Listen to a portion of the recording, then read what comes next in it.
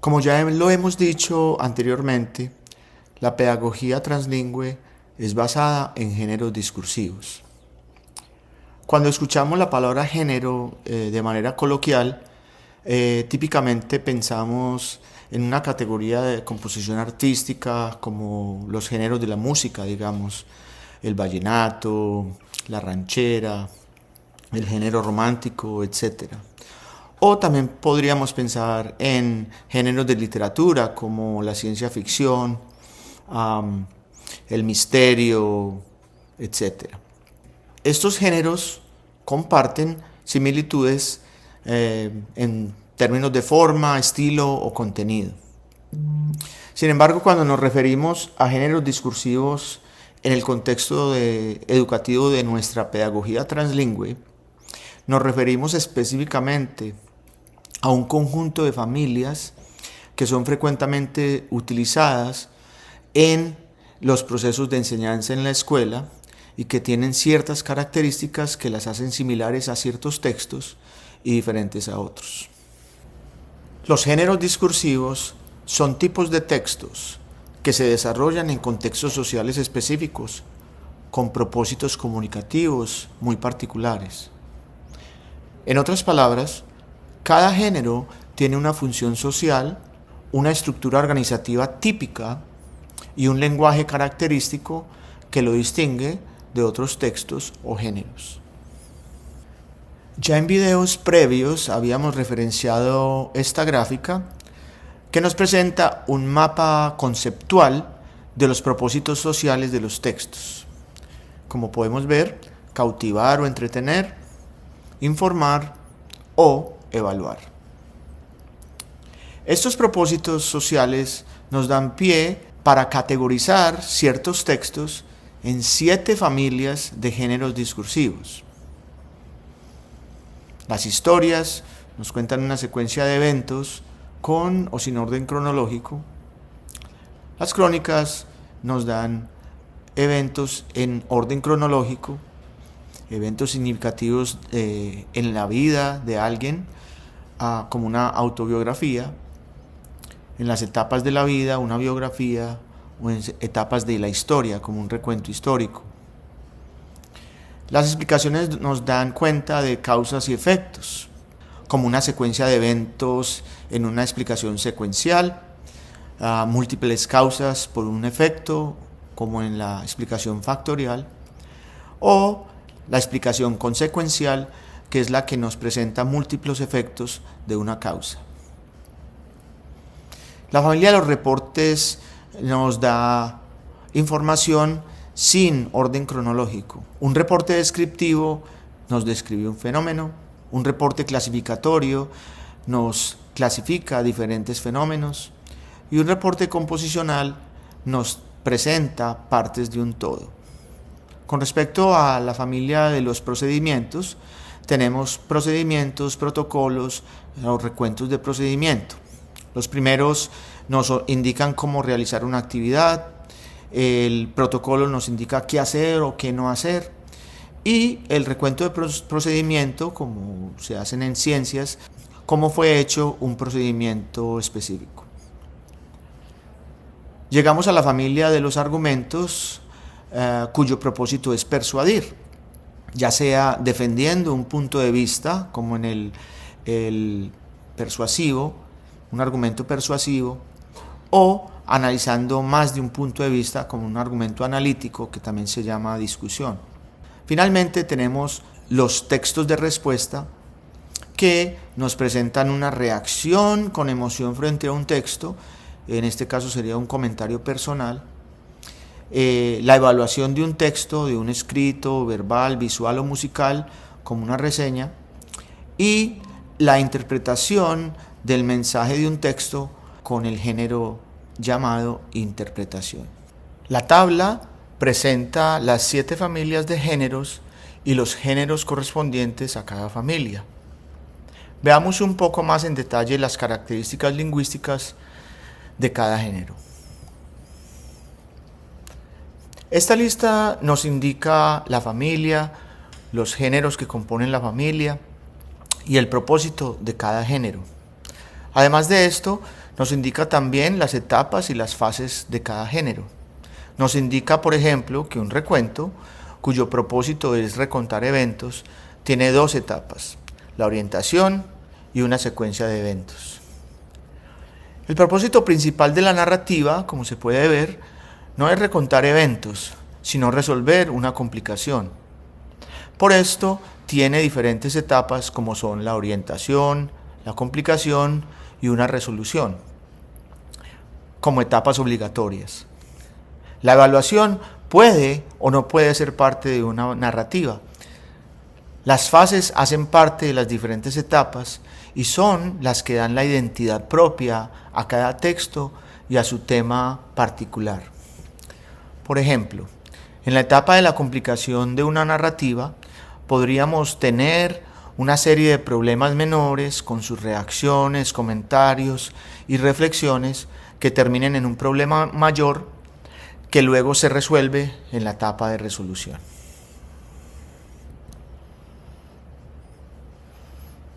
Las crónicas constan de 4 géneros diferentes. En términos de autobiografía y biografía, podemos tener aquí que la idea es recontar eventos significativos de la vida en la autobiografía, hecho por la misma persona, o recontar etapas de la vida, hecho por otra persona. Las etapas en la autobiografía son la orientación y la secuencia de eventos, y en la biografía la orientación y la secuencia de etapas. Ya en las fases depende de lo que se esté hablando. Una de las fases puede ser en una autobiografía, el nacimiento, familia, eventos de la niñez. En una biografía puede ser nacimiento, familia, etapas de reconocimiento público, primer libro, etc. Muerte, exilio, si este es del caso de la biografía de alguien famoso. El recuento histórico y la explicación histórica son parecidas, pero uno recuenta etapas históricas y el otro explica esas etapas históricas. Entonces, las etapas del recuento histórico serían un contexto social y una secuencia de etapas, y la de la explicación histórica sería el contexto social y una secuencia de etapas también. Sin embargo, el propósito es diferente, es recontar o explicar. Con respecto a las explicaciones, tenemos 4 tipos de explicaciones. Las explicaciones factoriales y consecuenciales se centran en explicar múltiples causas o múltiples efectos de un fenómeno, mientras que las explicaciones secuenciales o explicaciones condicionales se enfocan en explicar una secuencia de eventos, como en la explicación secuencial, y la explicación consecuencial, una causas y efectos alternativos. En términos, expliquemos un poquito más de las explicaciones factoriales y explicaciones consecuenciales. Si el tema es sobrepoblación, que es el fenómeno, entonces una explicación factorial se enfocaría en explicar las diferentes causas de la sobrepoblación, como por ejemplo el incremento del número de nacimientos, una disminución en la tasa de mortalidad debido a avances médicos, un aumento en la inmigración o un bioma insostenible que agota los recursos. Este tipo de explicación factorial tendría al principio en su etapa un fenómeno que describe el fenómeno que se va a detallar, en este caso sobrepoblación, y el resultado que se diría una explicación. El resultado en este caso es el sondeo de los factores, como les acabo de decir. Si fuera el mismo tema, pero fuera una explicación consecuencial, entonces la explicación consecuencial se vería sobre el tema de la sobrepoblación mundial, se enfocaría en explicar los múltiples efectos de este fenómeno como efectos ambientales y o sociales. En términos de efectos ambientales podría ser las consecuencias de el agotamiento de recursos, la contaminación, la desforestación y el cambio climático, entre otros. En términos sociales se podría hablar, digamos, de las consecuencias como el aumento de la pobreza, la tensión social y la competencia por recursos básicos, entre otros. Llegamos a los reportes, y los reportes podrían tener un reporte descriptivo, reporte clasificatorio o reporte composicional. Como bien lo ven, el propósito de los reportes es diferente. El descriptivo es clasificar y describir una cosa o fenómeno. El informe de clasificación es clasificar y describir tipos de cosas o de fenómenos. Y el informe de composición es describir las partes de un todo. Tienen las mismas etapas, clasificación y descripción, pero el propósito lo hace diferente. Si vamos a describir un animal, entonces la primera parte puede ser su hábitat o su apariencia, el hábitat, el comportamiento, las dificultades que tiene, los peligros de extinción, etc.